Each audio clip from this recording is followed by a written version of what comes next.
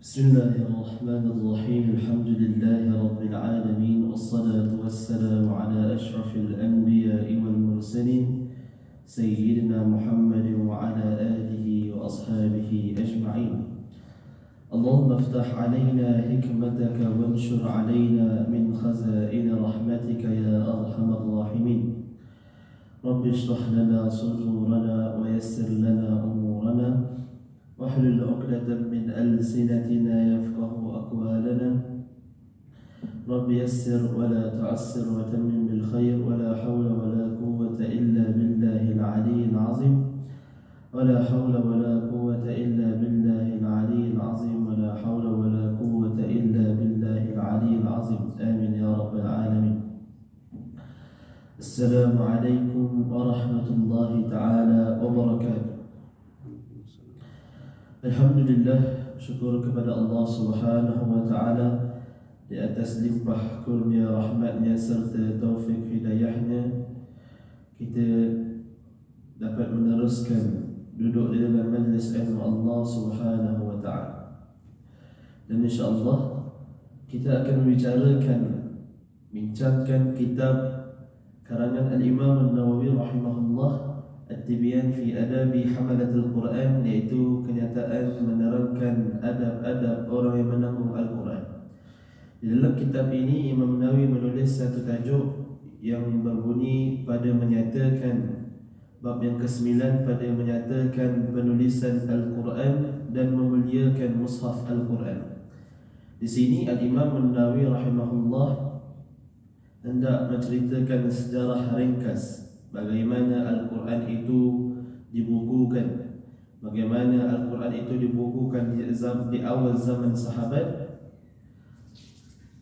Kemudian apakah yang berlaku, adakah boleh, maka inilah yang hendak disebutkan oleh Al-Imam Nawawi rahimahullah. Dalam kitab ini kata Imam Nawawi, ketahuilah bahawa Al-Quran yang mulia adalah ia sudah tersusun pada zaman Nabi SAW, seperti mana susunan yang terdapat di dalam mushaf yang ada pada hari ini. Sebahagian orang akan bertanya-tanya, bukankah Nabi SAW diturunkan wahyu secara berperingkat-peringkat, dan Al-Quran itu diturunkan oleh malaikat Jibril alaihissalam kepada baginda Nabi SAW dalam keadaan yang tidak tersusun, seperti mana yang kita baca di dalam Al-Quran. Yang kita baca, biasanya kita belajar dalam sirah, awal-awal surah, awal-awal ayat yang diturunkan kepada baginda Nabi SAW ketika Nabi dilantik menjadi Nabi dan Rasul. Maka ayat itu adalah Iqra bismi rabbikal ladzi khalaq, khalaqal insana min 'alaq, Iqra wa rabbukal akram. Bukankah itu ayat yang terawal? Maka soalan yang timbul, bagaimana susunan pada hari ini? Awal surah ialah Al-Fatihah, kemudian Al-Baqarah, kemudian Ali Imran, An-Nisa, Al-Ma'idah, sampailah surah An-Nas. Maka bagaimanakah berlakunya penyusunan ini? Maka dijawab oleh Al-Imam An-Nawawi rahimahullah, susunan yang sudah ada di dalam mushaf Al-Quran itu adalah susunan yang sudah ada juga, yang telah tersusun pada zaman Nabi SAW. Bilakah ia berlaku? Kemudian kata sebahagian ulama menceritakan, setiap kali pada bulan Ramadan, malaikat Jibril alaihissalam akan turun ke bumi. Malaikat Jibril alaihissalam akan bertalaki, Nabi akan bertalaki dengan malaikat Jibril alaihissalam mengikut susunan yang sudah ada di dalam Al-Quran. Maka susunan Al-Quran itu mulai daripada surah Al-Fatihah, kemudian Al-Baqarah hinggalah surah An-Nas. Susunan ini adalah Nabi sudah baca susunan ini pada bulan Ramadan bersama dengan Jibril. Kemudian Nabi mengajarkan kepada para sahabat. Maka inilah kata para ulama, susunan yang sudah ada pada zaman ini di dalam mushaf Al-Quran itu telah tersusun pada zaman Nabi.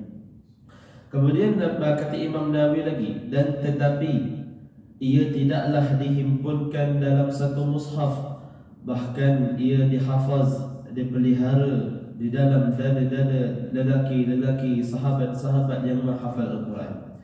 Kemudian kata Imam Nawawi, zaman Nabi Al-Quran tidak lagi dibukukan seperti mana yang kita lihat pada zaman ini. Al-Quran sudah dibukukan, sudah ada buku.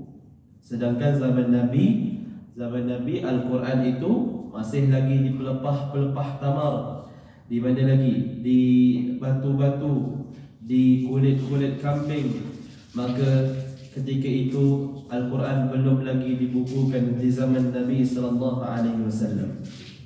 Kemudian kata Imam Nawawi, bila Al-Quran belum dibukukan, bila wafatnya baginda Nabi SAW, maka berpindahlah Al-Quran itu kemudian berpindahlah pemerintahan itu di zaman Sayyidina Abu Bakar, khalifah yang pertama.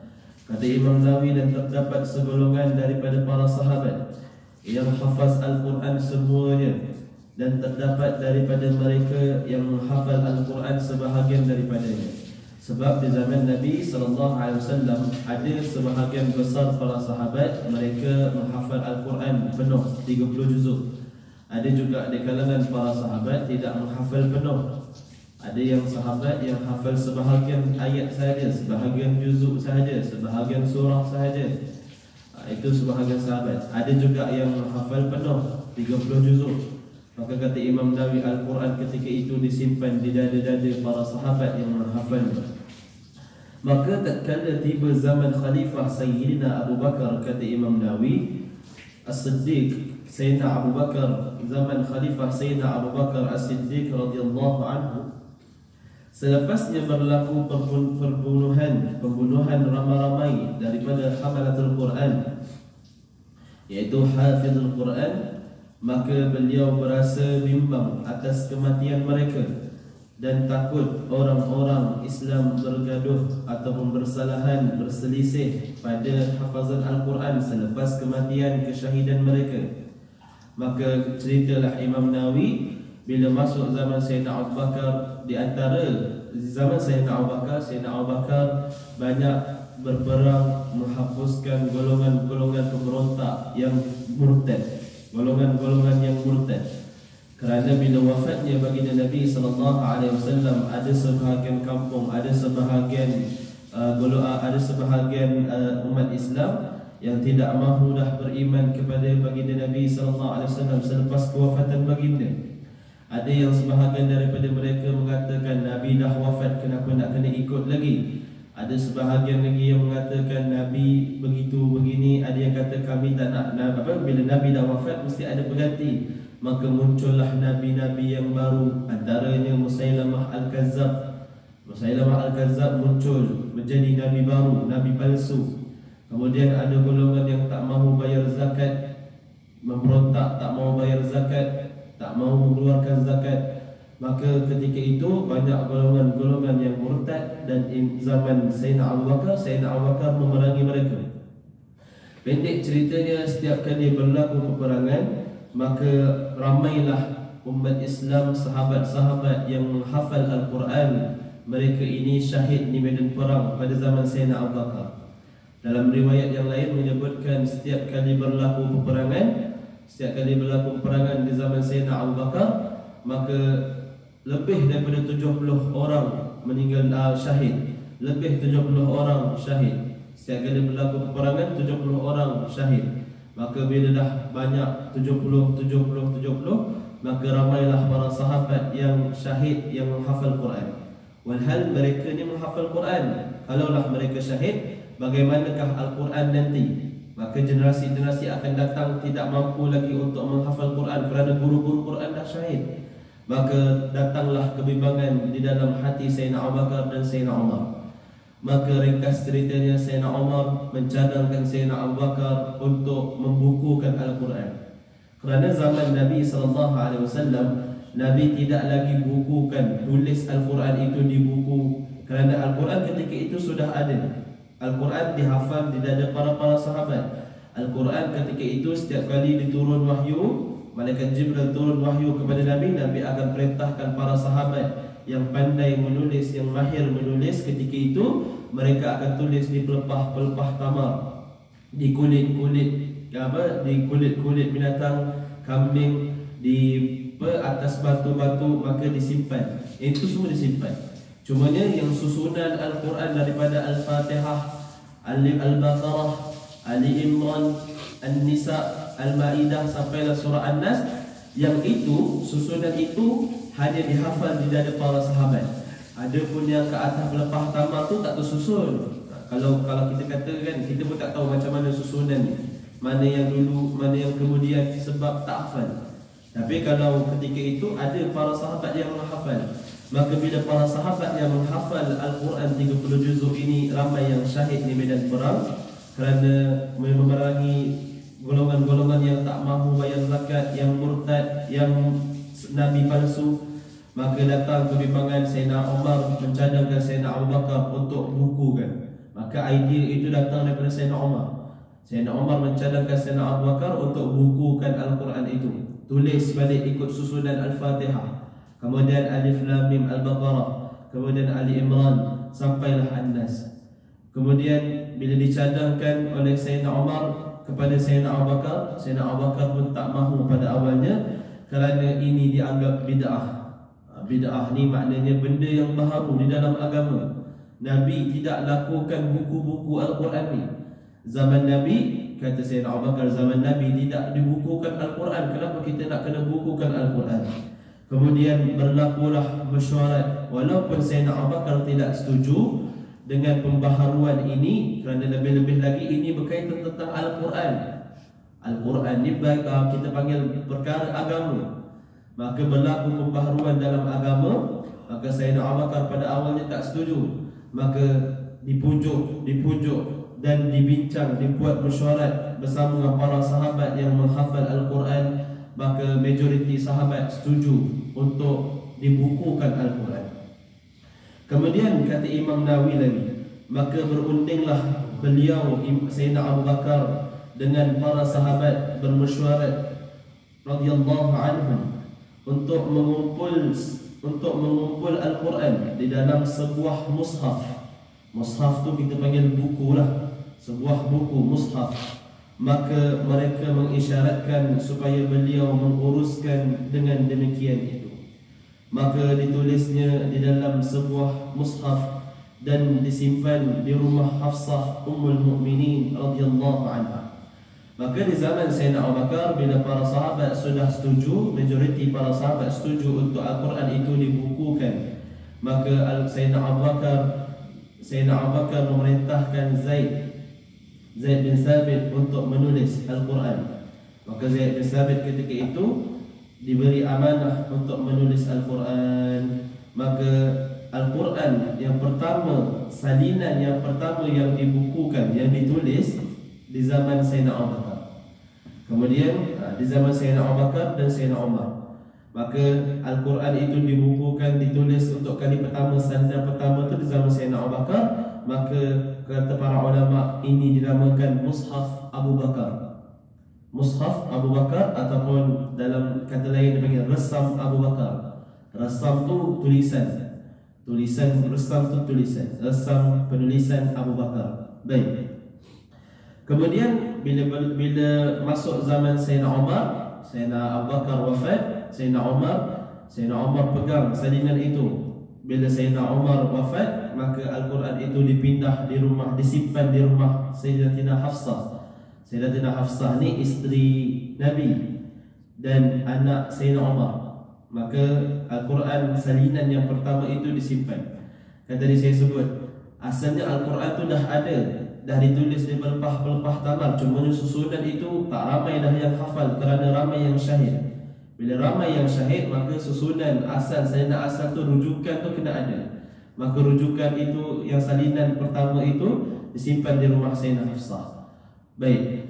Kemudian bila masuk zaman Sayyidina Osman, khalifah yang ketiga, kata Imam Nawawi, maka tatkala tiba di zaman Khalifah Osman radhiyallahu anhu dan agama Islam telah tersebar luas, maka beliau berasa bimbang dan takut berlaku perselisihan di antara orang Islam yang boleh membawa kepada tertinggal sesuatu atau menambah sesuatu di dalam Al-Quran. kata kata Imam Nawawi.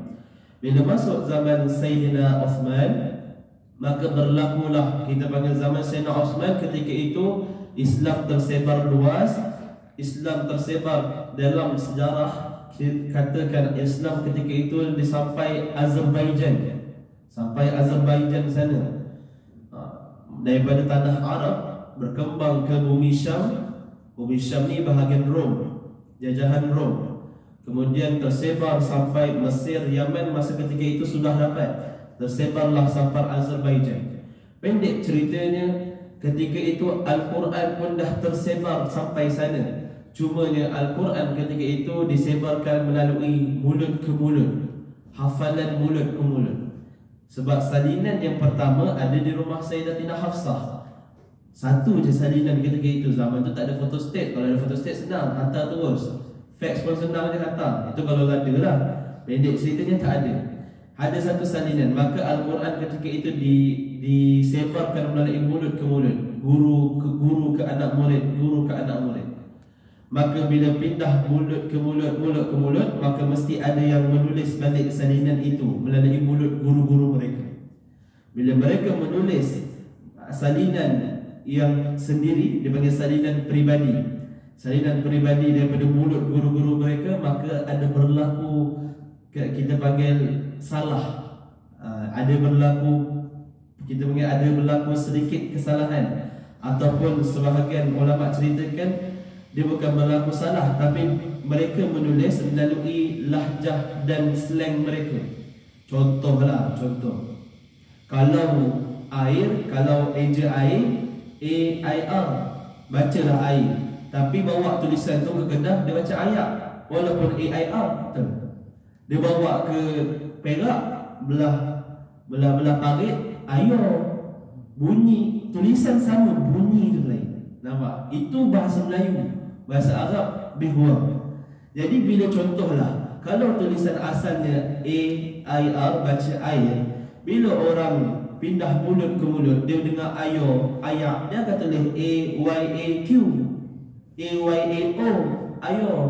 Sampai ke belah Siam sana, sepadan Siam dia bunyi A dia bunyi. Orang belah-belah Baling sana, dia bunyi dia tulis lagi A. Jadi begitu juga begitu juga Al-Quran ketika itu. Maka ketika salinan peribadi itu, mereka menulis mengikut kalimah ataupun ejaan lahjah slang mereka. Maka berlakulah perselisihan kerana Sayyidina Osman yang menyampaikan berita ini adalah Huzaifah Al-Yamani radhiyallahu anhu, sahabat Nabi, sahabat yang terakhir meninggal dunia. Maka Huzaifah report kepada Sayyidina Osman. Maka Sayyidina Osman perintahkan semua salinan-salinan peribadi itu dikumpulkan semula. Sebab masa saya sebutlah, bila jumpa orang Syam, bunyi dia meleweh sikit, bunyi lain. Jumpa pergi ke orang Mekah bunyi dia tegak. Sampai naik ke orang Yaman, bunyi dia dah lain. Sebab slang dia tak sama. Slang tu tak sama. Jadi salinan-salinan peribadi itu mereka menulis mengikut lahjah-lahjah mereka. Maka dikhawatiri. Sebab ketika itu bila orang Syam, orang Mekah, orang daripada Kufah, orang daripada Basrah, Iraq, orang daripada Azerbaijan, mereka berjumpa, mereka akan bergabung. Kalau ada peperangan besar, mereka akan bergabung. Bila mereka bergabung, yang ni bunyi lain, yang ni bunyi lain, maka mereka akan bergaduh sama mereka. Dah bergaduh apa? Mereka kata, kenapa kau Quran bunyi lain, dalam Quran aku bunyi lain, kau salah, aku betul. Yang ni pun sama kata, aku betul, kau salah. Maka dah berselisih. Dapat berita sampai ke Sayyidina Osman. Sayyidina Osman perintahkan semua salinan ini dikumpulkan balik. Walaupun sebahagian para ulama menceritakan, walaupun slang itu boleh dibaca di dalam Al-Quran kerana itu dipanggil qiraat, berdasarkan qiraat, tetapi kalimah itu mereka dah lari. Mereka menulis mengikut kalimah. Panjanglah ceritanya. Maka Sayyidina Osman perintahkan salinan peribadi itu dikumpulkan, maka dibakar. Dan Sayyidina Osman perintahkan para sahabat diketuai oleh Zaid bin Thabit radhiyallahu anhu dan para sahabat yang hafiz Quran, ditulis balik Al-Quran ikut rujukan yang daripada rumah Sayyidah Hafsah tadi, rujukan yang pertama tadi. Maka rujukan itu dilihat juga Kemudian Zaid bin Sabit menulis, dan Zaid bin Sabit akan panggil dua orang sahabat yang menghafal Quran, yang menghafal 30 juzuk Al-Quran. Mereka duduk di sebelah menjadi saksi. Jadi Zaid bin Sabit dia akan tulis contoh Alif Lam Mim. Betul? Betul? Betul, baru tulis. Maka kena dapat kepastian dua orang. Jadi tak ada, walaupun Zaid bin Sabit itu seorang yang amanah, dia sahabat, seorang yang amanah, jujur, hafiz Quran, ingatan kuat, tapi tetap mendapat restu, keizinan daripada dua saksi. Jadi kena dapat pengesahan daripada dua saksi. Begitu jugalah dilakukan zaman sekarang. Kalau tuan-tuan biasa dengar pengalaman orang yang belajar tahfiz Quran, mereka kalau awal mereka menghafal Quran, menghafal macam biasalah. Bila mereka sudah tamat 30 juzuk, mereka akan diberi peluang dalam beberapa bulan, biasanya 6 bulan, untuk mengulang Quran. Ulang-ulang Quran, maka guru mereka akan buat satu peperiksaan namanya syahadah. Syahadah ni perakuan untuk lepas yang kamu ni dah lancar Quran, 30 juzuk ni dah duduk dalam kepala. Maka dia akan dan 30 juzuk itu dibaca dalam tempoh sehari. Maka cikgu Quran tu, guru Quran duduk depan, kita panggil ada dua guru lagi yang menghafal Quran, ataupun dua pelajar yang dah senior duduk kiri dan kanan. Jadi tukang semaknya 3 orang, yang bacanya seorang. Supaya apa? Kerana kaedah ini dilakukan oleh zaman para sahabat, supaya kalau ada seorang yang tertinggal, 2 lagi dengar. Seorang terlalai sekejap, 2 orang lagi dengar.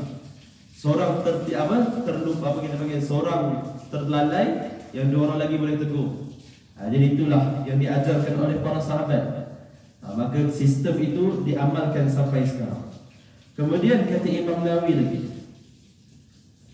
maka ditulis dan disalin daripada mushaf yang terkumpul di sisi rumah Sayyidah Hafsah, yang telah diijma' oleh para sahabat. Sebab rumah yang salinan yang pertama berlaku di zaman Sayyidina Abu Bakar itu dah diijma', para sahabat dah cek. Maka para sahabat ketika itu dah sepakat, ini Quran, ini betul apa yang diajarkan oleh Nabi. Yang salinan peribadi itu, ada yang kata betul, ada yang kata tidak, kita pun tak tahu. Maka salinan yang kedua berlaku di zaman Sayyidina Osman, ikut rujukan daripada salinan zaman Sayyidina Abu Bakar. Maka kata Imam Nawawi, dan mushaf itu dihantar oleh Sayyidina Osman ke beberapa negeri. Ada riwayat yang mengatakan Sayyidina Osman buat 6 kopi, 6 salinan, hantar ke 6 wilayah. Ada yang katakan 7, ada yang kata 8. Ada 8 kopi hantar ke 8 wilayah.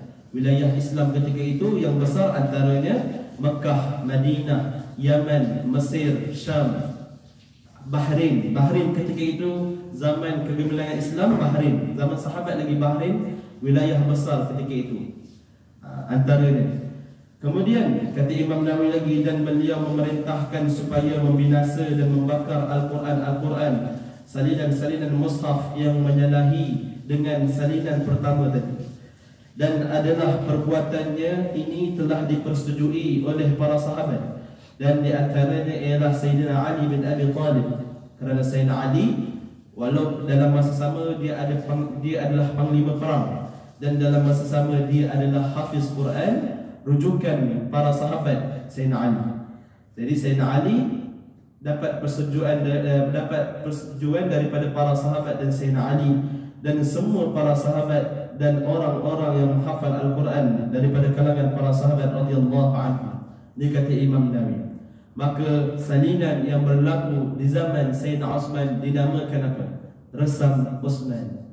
Nah itu sekarang kita panggil Resam Osmani. Itu kita ambil daripada kisah penulisan di zaman Sayyidina Osman. Jadi zaman Sayyidina Abu Bakar itu satu salinan je. Zaman Sayyidina Osman dipecahkan salinan itu, pergi kepada wilayah-wilayah yang besar, maka dinamakan Resam Osman. Resam tu maknanya penulisan. Osmani itu zaman Sayyidina Osman. Walaupun ada juga waktu saya mengajar bab Resam Osmani ini, ada yang berkata, Ustaz, sebenarnya resam tu ambil daripada kayu, daun nama resam. Wallahu a'lam. Dia kata ada daun kayu macam pelepah tamar juga. Daun tu namanya resam, banyak di bahagian-bahagian Emirates sana, dia kata. Dia banyak di bahagian negara-negara Arab, negara Teluk. Jadi daun tu nama daun resam. Wallahu a'lam betul atau tidak, cumanya dalam bahasa Arab rasmu tu maknanya penulisan. Dan Imam Nawawi pun menyebutkan penulisan zaman Sayyidina Osman dinamakan resam Osman. Kemudian sikit lagi kata Imam Nawawi, dan sesungguhnya Al-Quran tidak dikumpulkan di dalam satu mushaf oleh Nabi SAW. Awal tadi kita kata Nabi tidak membukukan Al-Quran. Kerana apa? Maka jawab Imam Nawawi, kerana baginda menunggu-nunggu daripada tambahan Al-Quran dan penasakhan. Penasakhan ni pembatalan ayat daripada Allah. Ada ayat yang Allah batalkan, maka Al-Quran tidak dimasukkan di dalam Quran. Penasakhan sebahagian yang dibaca, dan sentiasalah baginda Nabi menunggu-nunggu demikian itu sehingga wafatnya Nabi SAW. Maka tatkala amanah inilah dipindahkan kepada Abu Bakar dan para sahabat daripada penungguan tersebut dengan sebab wafatnya Nabi SAW. Maka jawab Imam Nawawi, kerana apa Nabi tidak bukukan, walaupun ketika itu sebahagian sahabat mengatakan ini bid'ah, ini tidak dilakukan oleh Nabi, maka para sahabat yang terkemudian mengatakan Nabi tak bukukan ketika itu kerana Nabi menunggu-nunggu. Sebab itulah pendek ceritanya, kata Imam Nawawi nanti di topik yang akan datang, kata Imam Nawawi, tak semua benda yang baharu itu dinamakan bid'ah dalalah. Bid'ah ni dipanggil pembaharuan, dalalah maknanya sesat. Tak semua bid'ah itu dalalah. Ada bid'ah yang hasanah, antaranya yang dilakukan oleh para sahabat. Kata Imam Nawawi, kalau bid'ah itu ada maslahat untuk umat Islam seperti yang berlaku di zaman Sayyidina Abu Bakar dan Sayyidina Umar membukukan Quran, maka bid'ah itu dinamakan bid'ah hasanah, bid'ah yang baik. Maka dan selepas terdapat maslahat untuk menghimpun Al-Quran di dalam satu mushaf, satu buku, maka mereka pun para sahabat melakukannya radhiyallahu anhu. Dan telah bersalahan ulama pada bilangan mushaf yang dihantar dengannya oleh Sayyidina Osman. Maka berkatalah Imam Abu Amr Ad-Dani, kebanyakan para ulama berpendapat bahawa Osman telah menulis 4 salinan, dihantar ke Basrah. Salah satunya dihantar ke Basrah, ada yang dihantar ke Kufah, ada yang dihantar ke Syam, ada yang dihantarkan ke Madinah, tinggal Madinah. Ada 4 salinan. Ada riwayat yang mengatakan, kata Abu Hatim As-Sajistani, Osman telah menulis 7 salinan. 7 salinan dihantar ke Mekah, dihantar ke Syam, dihantar ke Yaman, dihantar ke Bahrain, dihantar ke Basrah, Kufah, dan tinggal 1 di Madinah. Ada kemudian, dan inilah mukhtasar ringkas berkenaan dengan perkara yang berhubung dengan permulaan menghimpun mushaf, dan perkara ini terdapat hadis yang banyak di dalam hadis yang sahih. Maka kata Imam Nawawi, rujukan-rujukan ini boleh dilihat di dalam hadis-hadis yang sahih menceritakan bagaimana Al-Quran itu dibukukan. Dan kalimat mushaf itu, kata Imam Nawawi, boleh dibaca dengan 3 bacaan. Pertama dengan dhammah, mushaf. Yang kedua dengan mishaf, kasrah. Yang ketiga dengan fathah, mashaf. Jadi mushaf itu boleh baca dengan mushaf, mishaf, mashaf. Sebab itu saya sebutkan tadi, tulisan yang sama, baris dan bacaan yang berbeza. Sebab itu ada bila berlaku lahjah ataupun slang, macam kita tadi, air itu banyak bunyi. Ada yang baca ayak, ada yang baca ayo, ada yang baca Walaupun makna yang sama, tulisan yang sama, tetapi bacaan berbeza. Begitu juga bahasa Arab, satu kalimah boleh dibaca dengan 3 bacaan, mushaf, mishaf, mashaf. Maka begitulah yang berlaku di zaman Sayyidina Osman. Bila semua orang menulis kalimah itu dengan bunyinya, maka Al-Quran itu ada penambahan, dikhawatiri ada penambahan. Maka itulah yang berlaku di zaman Sayyidina Osman. Bagaimanakah penulisan Al-Quran, kata Imam Nawawi. Dan baca dengan fathah ialah telah disebut oleh Abu Ja'far An-Nuhas dan lainnya. Wallahu subhanahu wa ta'ala a'lam bisawab. Inilah ringkasan, kesimpulan ringkasan kata Imam Nawawi, bagaimanakah berlaku penulisan Al-Quran, dan nanti Imam Nawawi akan ceritakan apakah hukum memuliakan Al-Quran. Dan di topik yang akan datang Imam Nawawi cerita pula bagaimana Al-Quran itu diletakkan titik baris. Zaman sahabat, kalau tuan-tuan biasa pergi, tak payah jauh lah, kalau pergi Mekah, Madinah, memang museum dia ada yang Quran tak ada titik baris. Itu awal-awal penulisan macam tu, yang panjang-panjang kan. Bismillahirrahmanirrahim tu, ba tu tak ada titik. Kita boleh baca dengan ta, boleh baca dengan nun, boleh baca dengan ta, 3 titik boleh. Tapi para sahabat mereka belajar macam mana nak baca kan dia. Maka dia belajar mulut ke mulut, mulut ke mulut. Tapi bila berlaku Islam sudah tersebar luas, datang orang-orang luar yang tak reti bahasa Arab, mereka nak baca macam mana nak baca ba ke ta ke nun. Maka itu berlaku di zaman zaman tabi'in, selepas zaman sahabat. Mereka letak titik, mereka letak baris. Waktu zaman selepas 100 tahun, mereka letak hukum tajwid pula, panjang dan pendek. Maka Al-Quran sentiasa diperbarui. Bukanlah Al-Quran itu diperbarui, Al-Quran itu sentiasa dipercantikkan, diletak, diperkemaskan. Maka itulah yang Imam Nawawi akan bahaskan. Adakah itu bid'ah yang dalalah? Adakah bid'ah itu jahat? Tidak.